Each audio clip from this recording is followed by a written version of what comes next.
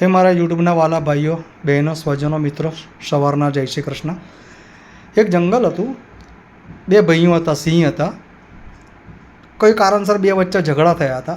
બે એકબીજા જોડે બોલતા નહોતા, એમના વર્ષોથી બોલો ચાલો બંધ હતું, તો એકબીજા જોડે વાત જ નહોતા કરતા। હવે એક દિવસની વાત છે, દેવભાઈ સામે સામે જ રહેતા હતા। તો મોટા ભાઈ સિંહ જે હોય છે ને, મોટો સિંહ હોય છે ને, એના પર જંગલી કૂતરા ચડાઈ કરી દે છે અને એના પર હુમલો કરે છે। અને બધા બહુ કૂતરા હોય છે, એટલે એકલો સિંહ લડી શકે એવો નહોતો। તો બે જણ વચ્ચે યુદ્ધ ચાલતું હોય છે। આ વસ્તુ નાનો ભાઈ જોઈ જાય છે। નાનો ભાઈ દોડીને જાય છે મોટા ભાઈની મદદમાં, મોટા ભાઈના સિંહની મદદમાં, અને જંગલી કૂતરાઓને મારીને ભગાડી દે છે। આ કરે છે, આ જે જોતો કરતા હોય છે ને, ત્યારે મોટા સિંહનો જે છોકરો હોય છે એ જોઈ જાય છે કે ભાઈ કાકાએ મારા પપ્પાને બચાવ્યા। યુદ્ધ પૂરું થઈ જાય છે, કૂતરાઓ જતા રહે છે, નાનો ભાઈ એના ઘરે જતો રહે છે, મોટો ભાઈ બેઠો હોય છે।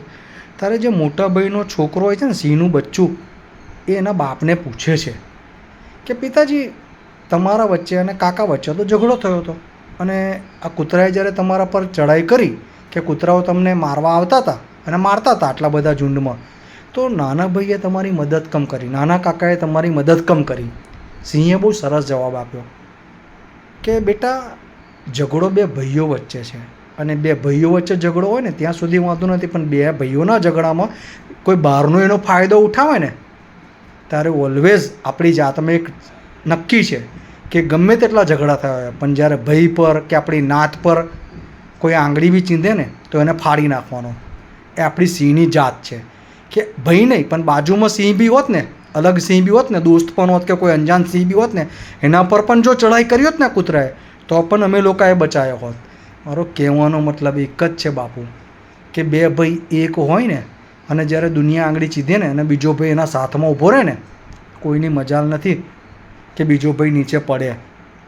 તકલીફના સમયની અંદર જો એક ભાઈ બીજા ભાઈનો હાથ ઝાલી લે ને, તો દુનિયાની કોઈ તાકાત હરાઈ નથી શકતી। મારી વાર્તા તો એ પૂરી જ થાય છે, પણ આટલું જ કહું છું કે એકબીજા ભાઈઓને સપોર્ટ કરો, ભાઈ બહેનોને। હું આટલું કહીને મારા વિડીયોને પૂર્ણ વિરામ કરું છું। મારા વિડીયોને લાઇક, શેર, સબસ્ક્રાઈબ કરજો। જય શ્રી કૃષ્ણ।